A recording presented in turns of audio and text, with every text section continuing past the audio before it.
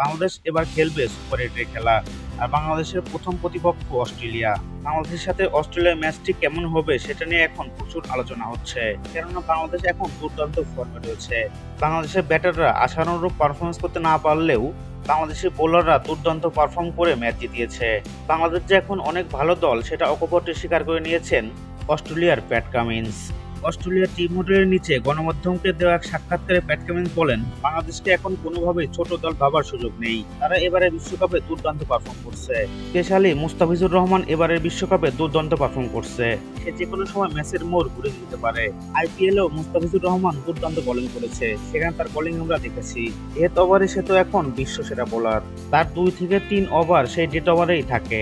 সেই সময়টাতে মুস্তাফিজুর রহমান দুর্দান্ত বোলিং করে দলকে জয় এনে দেন। আমি দেখেছি সাউথ আফ্রিকা বা শ্রীলঙ্কা বড় বড় দলগুলোর সাথে সে দুর্দান্ত বোলিং করেছে।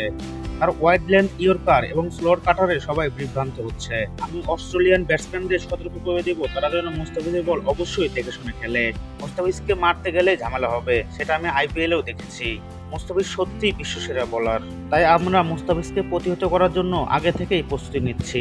আমাদের কোচরা ভিডিও অ্যানালাইসিস করে মুস্তাফিজকে যতটুকু সম্ভব প্রতিহত করার জন্য প্র্যাকটিস করাচ্ছে। কিন্তু দিন শেষে আমরা মুস্তাফিজকে সত্যি সামাল দিতে পারবো কিনা এটাই দেখার বিষয়। তার বোলিং ভিডিও অ্যানালাইসিস করাটা আমাদের চেষ্টা মাত্র।